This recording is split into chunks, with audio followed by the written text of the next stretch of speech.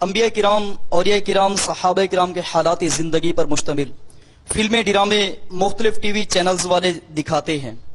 گھر والے اپنا سارا کام حتیٰ کہ کھانا پکانا چھوڑ کر بھی اسے دیکھتے ہیں اور سمجھتے ہیں کہ عبادت ہے. آیا کہ انبیاء کرام اور مقدس حضرات پر مبنی فلمیں بنانا کیسا ہے، عوام الناس کا دیکھنا کیسا ہے، ٹی وی چینلز والوں کا چلانا کیسا ہے؟ جزاک اللہ خیرن کثیرا. بہت بڑی ضرورت ہے یہ تو. نہیں کسی کو نبی بھی تو بناتے ہوں گے نا یہ، معاذ اللہ. ناجائز ہی رہے گا یہ تو. ہاں حرام، شدید حرام رہے گا یہ. تو یہ ایسا کرنا حرام ہے اور اس کو دیکھنا بھی پھر ناجائز رہے گا. ظاہر اس کو دیکھنا بھی نہیں چاہیے. دیکھنے والے کی اگر رضا ہے اس میں تو پھر تو اور بھی اس کا حکم سخت بڑھے گا. تو عام طور پہ جو دیکھتے ہیں دلچسپی کے لیے دیکھتے ہوں گے، مزہ آتا ہے، اور عبادت سمجھتے ہیں یہ تو اور بھی سخت معاملہ ہے. یہ گناہ کو عبادت سمجھ رہے ہیں، جہالت ہے. پھر لوگوں کو برا لگتا ہے کہ قطر والوں نے ایک فلم سیریز بنائی ہے عمر سیریز کے نام سے. عربی کے اندر 30 اقساط پر سیدنا عمر فاروق رضی اللہ تعالیٰ عنہ علیہ السلام کی پوری بایوگرافی آپ صلی اللہ علیہ وسلم کے اعلان نبوت سے 6 سال پہلے سے شروع کر کے ٹل سیدنا عمر کی شہادت تک آپ کو سینٹر کرتے ہوئے بیسیکلی نبی صلی اللہ علیہ وسلم کی سیرت کو فلمایا ہے اور کمال کرتی ہے. دیکھیں ایسی موویز وغیرہ دیکھنا سخت ناجائز ہے. اس کی وجہ کئی وجوہات ہیں، جن میں سے 2 میں بڑی وجہ آپ کے عرض کرتا ہوں. ایک تو یہ ہے کہ انہوں نے جو واقعات اس میں دکھائے ہوتے ہیں بعض اوقات وہ ہماری جو تاریخ کہہ رہی ہے، جو قرآن کہہ رہا ہے، جو حدیث کہہ رہی ہے، اس سے بالکل ہٹ کر ہوتے ہیں. اپنے پاس سے ایڈنگ کر دیتے ہیں. اور یہ موویز بنانے والے یا کسی واقعے کو، کسی کہانی کو ڈرامے کی شکل میں ڈھالنے والے اچھی طرح جانتے ہیں کہ بعینی ہی اگر اس کو ڈھالا جائے گا تو وہ چارمنگ پیدا نہیں ہوتی ہے، اس میں ڈرامے میں مزہ پیدا نہیں ہوتا ہے. لہذا تھوڑی بہت ایڈنگ اپنے پاس سے کرنی پڑتی ہے، جملے بنانے پڑتے ہیں، کوئی مطلب تاثرات اپنے پاس سے دینے پڑتے ہیں، کچھ نئی چیزیں اس میں ڈالنی پڑتی ہیں، تب دیکھنے والوں کے لیے تھوڑی سی اس میں اٹریکشن پیدا ہوتی ہے. دوسری بات یہ ہے کہ اس قسم کے مقدس کرداروں کے لیے جن لوگوں کا انتخاب کیا گیا ہوتا ہے وہ انتہائی واہیات قسم کے ہوتے ہیں. ان میں زانی بھی ہوتے ہیں، شرابی ہوتے ہیں، اور پگ کا گوشت کھانے والے ہوتے ہیں، پتہ نہیں کیا کیا خراب حرکتیں کرنے والے ہوتے ہیں. ایسے لوگوں کو ایک مقدس شخصیت کا عکس بنانا، اس کا کردار ادا کرنے کے لیے منتخب کرنا، یہ بھی بہت بڑی بے ادبی ہے. اور یہ عمر سیریز کے اوپر جو یہ مولوی خطبے دیتے پھر رہے ہیں نا اس کے خلاف، ان کو یہ اندازہ نہیں ہے کہ عمر سیریز کا کنسلٹنٹ وہ بندے ہیں کہ یہ سارے دنیا کے مولوی ایک پلڑے میں رکھے جائیں نا علمی اعتبار سے، اور وہ 2 بندے ایک طرف ہیں. مفتی اعظم قطر یوسف القرضاوی، جن کی عمر تقریباً 90 سال ہو چکی ہے. دنیا میں اس سے بڑا کوئی اہل سنت کا عالم دین نہیں ہے. وہ کنسلٹنٹ ہے اس کے، جن کی وہ کتاب ہے اسلام میں حلال و حرام، جو عرب کے ملکوں میں پڑھائی جاتی ہے جدید مسائل کے اوپر. یہ ڈاکٹر ذاکر نائک اور باقی جتنے لوگ ہیں، یہ جتنی بھی باتیں بیان کر رہے ہوتے ہیں، یہ ان کی تحقیق ہے، یوسف القرضاوی. اور دوسرے ڈاکٹر علی سلابی ہیں، جو دنیا میں سب سے بڑے ہسٹورین ہیں، جنہوں نے سیدنا ابوبکر، عمر، عثمان و علی رضی اللہ عنہم اجمعین وعلیہم السلام کی سیرت پہ اتنی موٹی عربی میں کتابیں لکھی ہیں، اور وہ کتابیں جو ہے وہ شائع بھی ہو رہی ہیں اردو ترجمے کے ساتھ. ڈاکٹر علی سلابی. تو یہ 2 بڑے بڑے لوگ ہیں جنہوں نے عمر سیریز کے اوپر کنسلٹینسی دی ہے، اور الحمدللہ یہ ریکارڈنگ ہوئی، اور اس کا ٹیسٹ ہی عربی میں ہونے کی وجہ سے ہے.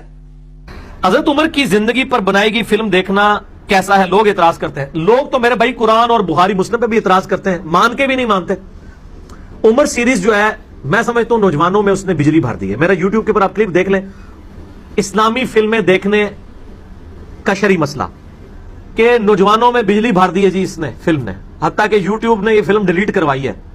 ہمارے پاس الحمدللہ HD میں موجود ہے. اسلامک ریولوشن 17 سال کے اندر کس طریقے سے دنیا کے 3 براعظموں میں پہنچی، اور 2 سپر پاورز جو پچھلے سینکڑوں سال سے پوری دنیا پہ قابض تھی، رومن اور پرشین امپائر، کس طرح ایک مکے کی بستی میں پیدا ہونے والا شخص جس نے اللہ کے حکم سے اس دعوت حق کو بلند کیا اور 17 سال کے اندر پوری دنیا کی کایا کلب کر دی، یہ کیسے ہوا؟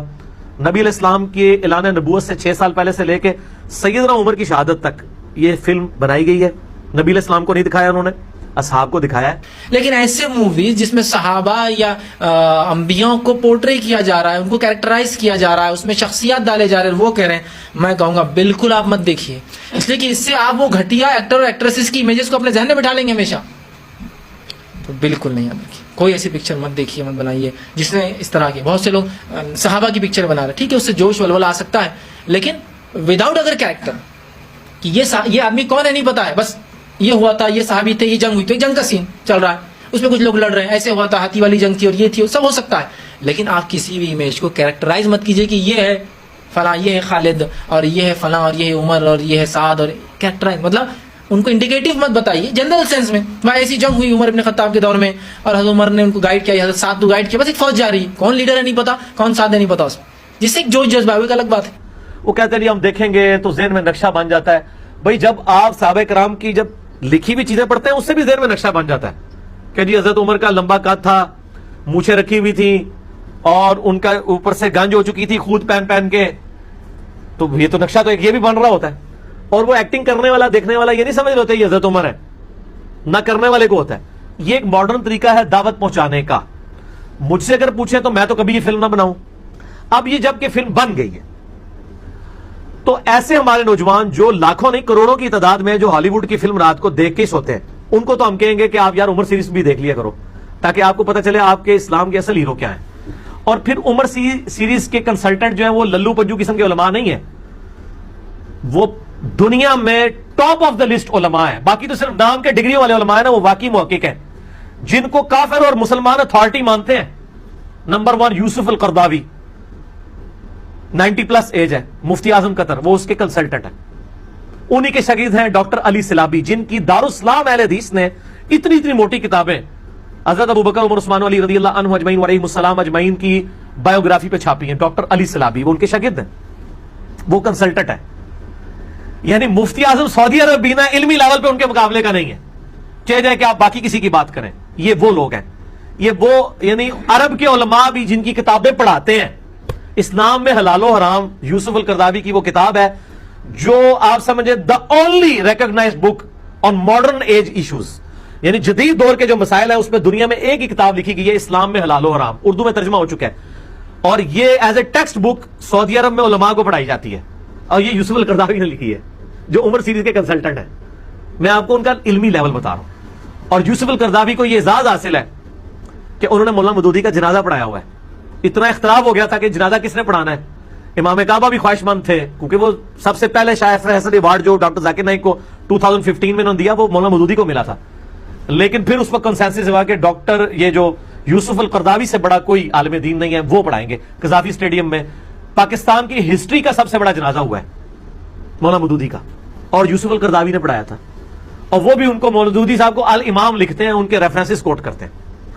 اب 90 پلس ان کی ایج ہے، تو یہ وہ کنسلٹنٹ ہے۔ لہٰذا ہم یہ کہتے ہیں جو عام ہمارے مسلمانوں کے بچے ہیں جن کو آپ اسلامک ہسٹری پڑھنے کے لیے دیں گے کتابیں کوئی نہیں پڑھتا، ہمارے لیکچرز لوگ دیکھ لیتے ہیں کتاب کوئی نہیں پڑھتا، تو ہم کہتے ہیں کہ وہ لوگ، ہم آپ لوگوں کو یہ مشورہ نہیں دیتے آپ عمر سیریز دیکھیں، جو آلریڈی دیکھتے ہیں فلمیں وہ ضرور دیکھیں، آپ بھی دیکھ لیں۔ تو میرے نزدیک اس میں کوئی حرج نہیں، سوائے اس کے جس میں جو عورتوں والا سین ہے اس میں آپ نظر جھکا لیں، ادروائز وہ بہت کم سین ہے، زیادہ تر تو سارے کے سارے جو ہیں وہ بڑے پازیٹیو سین ہیں، اور وہ اسلام کی تاریخ آپ کو جنگ قادسیہ آپ چھوڑ دیں، آپ بڑے بڑے مفتیوں کو ذرا بٹھائیں نا، میں چیلنج کرتا ہوں آپ کو، تیاری نہ انہوں نے کی ہو میرا کلپ سن کے، ان کو صرف بٹھا کے یہ پوچھیں کہ جنگ قادسیہ، جنگ یرموک اور غزوہ بدر اور غزوہ احد اس کا ذرا بارے بتائیں، ان کو پتہ ہی نہیں ہوگا۔ غزوہ بدر ہو تو شاید بتا دیں، قادسیہ یرموک نہیں پتا ہوگا، ان کو پوچھیں کس سن میں ہوئی ہے اور کس کے خلاف ہوئی ہے اور کون کون تھا اور اس کے اسباب کیا تھے۔ دیکھیں نا جی یہ چیمپئن بنے ہوئے نا، یہ کہتے ہیں ہم اسلام کے ٹھیکیدار ہیں، بتائیں، کوئی نہیں پتا ہوگا۔ لیکن عمر سیریز جس نے دیکھی ہے نا اس کو ایک ایک چیز اس کے سامنے آ جائے گی کہ یرموک کیوں ہوئی، قادسیہ کیوں ہوئی، کس طرح ہوئی، اس کے پیچھے کیا بیٹل فیلڈز تھیں، یہ سب کی سب چیزیں جو ہم وہ زبانی یاد ہو جائیں گی، ایسی ہوں گی بھولیں گی بھی نہیں۔ کتابیں پڑھ کے تو انسان جو ہے وہ پھر بھی بھول جاتا ہے۔ تو میرا تو موقف اس کے بارے میں یہ ہے۔ The Umar series, it was a series of 30 episodes made few years earlier. It was made by the embassy and funded by the Qatar Foundation.